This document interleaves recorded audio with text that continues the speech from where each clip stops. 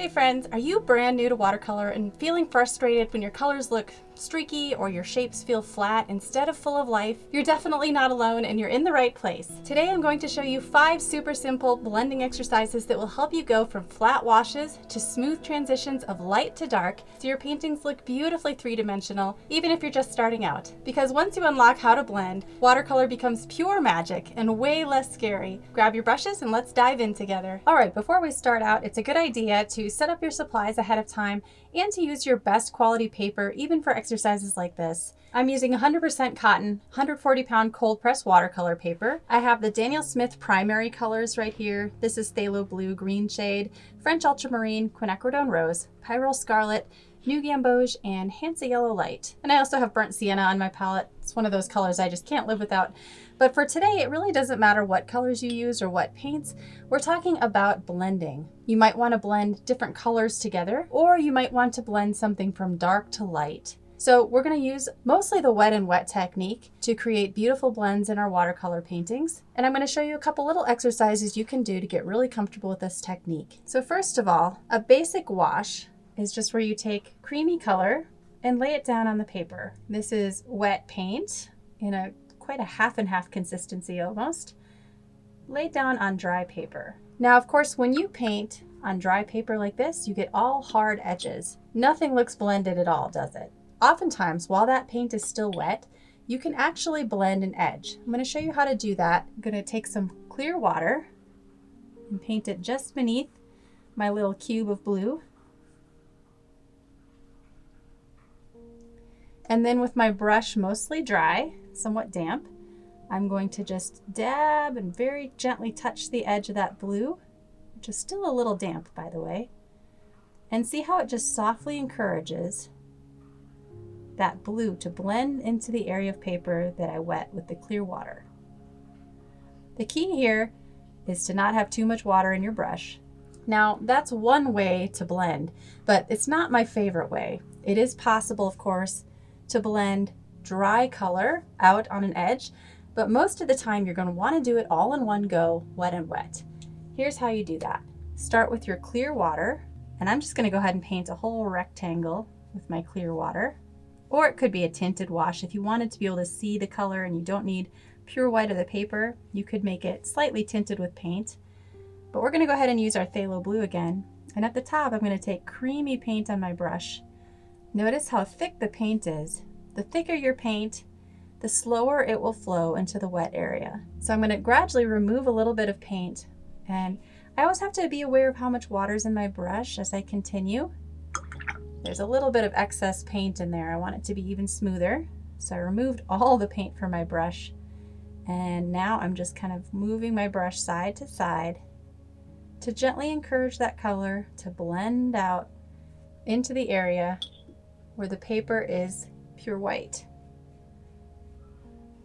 Now, a strong color like phthalo blue, you might really need to be aware of how much you're rinsing your brush. And also, I have 2 jars here, one for rinsing the paint out of my brush and one for clear washes. So you can see how much better and more effective this blending method is than this one, in my opinion. I tend to use wet and wet for most blends in watercolor, and yes, it does require some timing. So let's talk about that right now. For the most effective blends in watercolor, you want your paper to be glossy wet. So let's just do that again. We're going to do one more here. But this time, let's blend 2 colors together.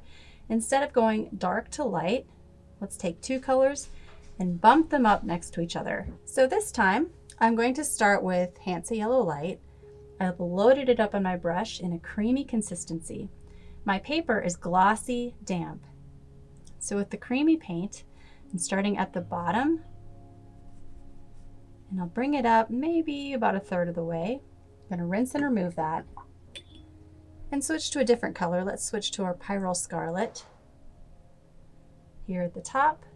Again, the consistency of the paint really matters. This is very creamy, but notice if there's any excess water in your brush, how quickly it spreads out into the paper. Now I'm going to rinse and remove that, dry my brush on my rag, and gently encourage a soft blend between the 2 colors here in the middle. You can only do this while it's still wet. If it starts to look matte, damp, or just starts to look almost dry, you've missed your opportunity and you'll need to wait for it to dry all the way before proceeding. Another interesting thing about this phase of the painting is when it's still wet, you can drop in more color. It needs to be somewhat creamy. The wetness level of your paint when you work on a wet surface like this should match the wetness level of your paper. If it's too wet, it's going to push aside the paint that's beginning to dry there. And if it's too dry, you may accidentally lift the color. So it's a fine balance. You're doing amazing with these blending exercises, but if you'd love to take the next step, I'd love for you to join me in Watercolor Mastery, my online membership designed especially for beginners who want to keep growing. Inside Watercolor Mastery, I'll show you how to use these exact blending skills in 4 simple nature-inspired projects. A glowing tree trunk with effortless bark detail, delicate flower petals with gentle color transitions, a shiny green apple that looks almost real, but it's super easy to paint, and even a cute little duck, all painted step by step. If you're anything like me, little exercises are not enough. You want to dive in and paint something that you love. So these projects are perfect if you're just starting out because they build on what you're learning today so you can see real progress and feel confident as you paint. Now, if you're ready to turn your blending practice into finished paintings you'll be proud of, check out Watercolor Mastery. I'll leave the link below. All right, now how do we apply this wet and wet blending technique to real things? Let's do something fairly simple right now. Let's try a cylindrical shape. So for this, I'm actually going to take quinacridone rose. Let's mix up the colors a little bit in a creamy or milky consistency on my brush. And I'm going to start with the dark side of the cylinder. And I'll just go ahead and draw a curved shape here. We're imagining that we're seeing it in perspective, and another curved shape at the bottom, mirroring the top. Then with my darker paint, I'm going to use vertical brush strokes here on the left side. Rinse and remove some. Now I have less on my brush. Let's do that again. Notice how the value is getting lighter and lighter the more I remove paint.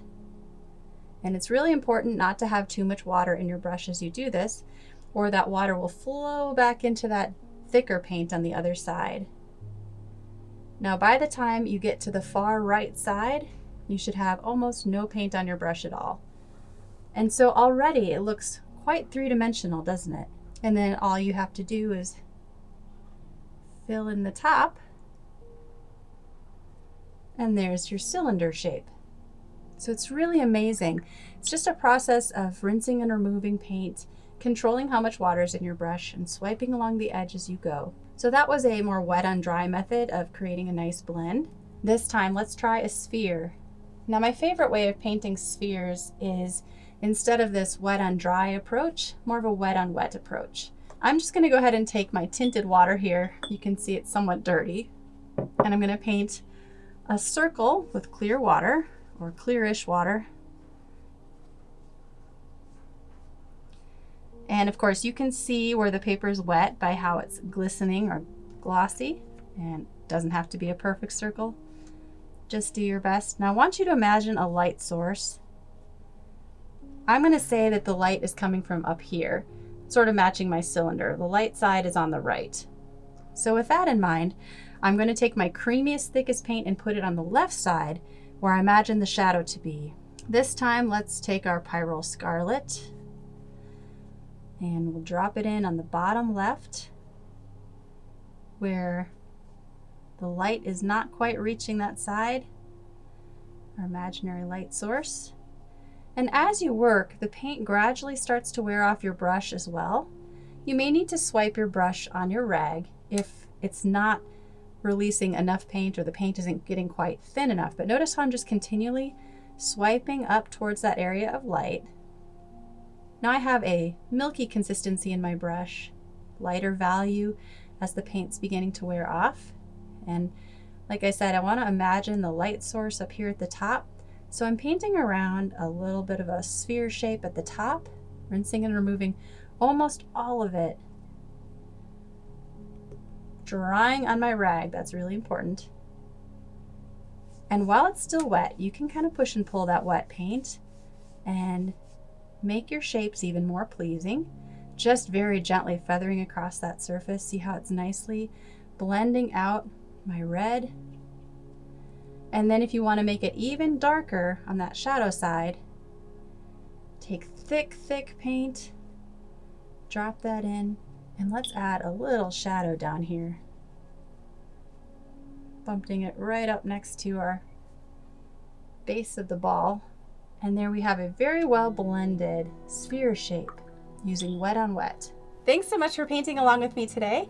I hope these blending exercises help you feel more confident and excited to keep exploring watercolor. If you'd like to keep learning and try those easy nature projects I mentioned before, definitely check out Watercolor Mastery. The link is right below this video. Tell me in the comments which blending technique you're most excited to try next. Until next time, keep creating and happy painting.